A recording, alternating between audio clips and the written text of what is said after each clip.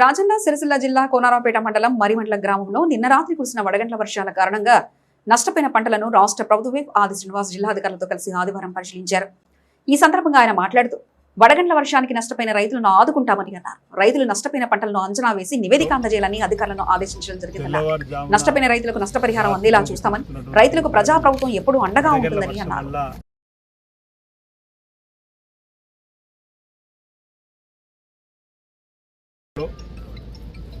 తెల్లవారుజామున రాత్రి నుంచి కురుస్తున్నటువంటి భారీ వడగళ్ల వర్షం వల్ల అధికారులు ప్రాథమిక అంచనా ప్రకారం 200 పైచీలకు నుంచి 250 ఎకరాల వరకు పంట నష్టం జరిగినట్టు, ధ్వంసం జరిగినట్టుగా కొందరు రైతులైతే ఈరోజు కోసడానికి కోసం అన్ని ప్రయత్నాలు మొదలుపెట్టినామని చెప్పనే మాట కొందరు చెప్తా ఉన్నారు.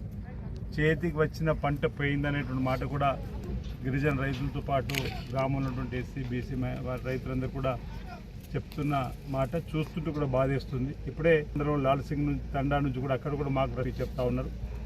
ఎక్కడ పంట నష్టం జరిగినటువంటి దాన్ని అంచనాలు వేసి ఇప్పుడే కలెక్టర్ గారు అదేవిధంగా మంత్రి గారితో కూడా ఈ అంశాన్ని ఈ విధంగా ఉంది, ఈ విధంగా సమస్యగా ఇక్కడ వడగళ్ల వర్షం వల్ల రైతుకు నష్టం జరిగిందనే మాటను కూడా అందజేయడం జరిగింది. తప్పనిసరిగా ఈ కుటుంబాలను ఆదుకోవడానికి కోసం ఈ ప్రభుత్వం వచ్చిన తర్వాత అంతకంటే ముందు ఎకాల వర్షాల వల్ల వడగళ్ల వల్ల నష్టపోతుంటే ఎలాంటి నష్టపరిహారం అన్నట్టు సందర్భం మనం వచ్చిన తర్వాత రేవంత్ రెడ్డి గారు దృష్టి తీసుకుపోయినప్పుడు తుమ్మల నాగేశ్వర గారు ఎకరాకు 10,000 రూపాయలు ఇచ్చేటువంటి ప్రయత్నం చేసిన సందర్భం మనం చూసినాం.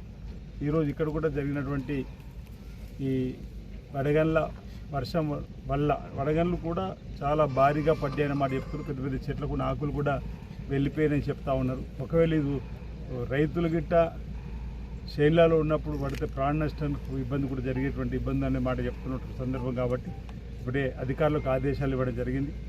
సంబంధిత వ్యవసాయ శాఖ అధికారులు అదేవిధంగా రెవెన్యూ సంబంధించిన అధికారులు సంయుక్తంగా ఈ 2-3 రోజుల లోపల సర్వేలు జరిపి నష్టపోయినటువంటి రైతులకు వివరాలన్నీ కూడా ప్రభుత్వానికి సమర్పించాలని చెప్పని తద్వారా ప్రభుత్వం ద్వారా ఆ కుటుంబాలను ఆదుకునేటువంటి ప్రయత్నం చేస్తామని ఇప్పుడు ఈ ప్రాంతంలో నేను కూడా 3-4 సంవత్సరాల క్రితం ఒకసారి జరిగింది.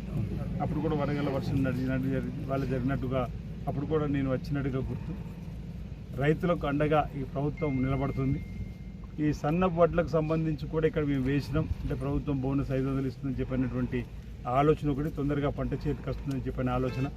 ఈ వేసవికాలంలో వడగళ్ళు పడేటువంటి అవకాశం కూడా ముందుగా పంట చేతికి వస్తుందేమో అనేటువంటి ఆలోచన వేసినాం. అయినా మా చేతికి రాకముందు పోయిందనే బాధ కూడా రైతులు వ్యక్తం చేస్తున్న సందర్భం. రైతులకు ఈ ప్రభుత్వం అండగా నిలబడుతుంది. వడగళ్ల వల్ల నష్టపోయిన రైతాంగానికి మేము నిలబడతామని చెప్పిన మాట సందర్భంగా తెలియజేస్తూ త్వరితగతిన ఈ 2-3 రోజుల లోపలనే ఈ సంబంధించిన వివరాలన్నీ కూడా ప్రభుత్వం సమర్పించవలసిందిగా వ్యవసాయ శాఖ అధికారులు, రెవెన్యూ అధికారులు ఈ సందర్భంగా కోరుతూ ఈరోజు మనోధైర్యంగా రైతు సోదరులు ఉండాలని చెప్పారు.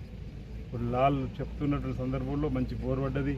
నా ఒక్కడిగా ఇతర రైతులు కూడా నీరు ఇచ్చినట్టు అతనికి కూడా పోవడం, ఇంకో మిత్రుడు మల్లేశ మైసమ్మకు చేసి ఈరోజు గోదామని చెప్పండి పోయిందని చెప్పాను. అంటే చేతికి వచ్చిన నోటికాడికి వచ్చిన బుక్క ఎత్తిపోయినట్టుగానే భావిస్తూ బాధపడుతున్నటువంటి వారికి ఓదార్పు ఇవ్వడానికి ఇక్కడ రావడం జరిగింది. వారికి ధైర్యం నింపడానికి రావడం జరిగింది.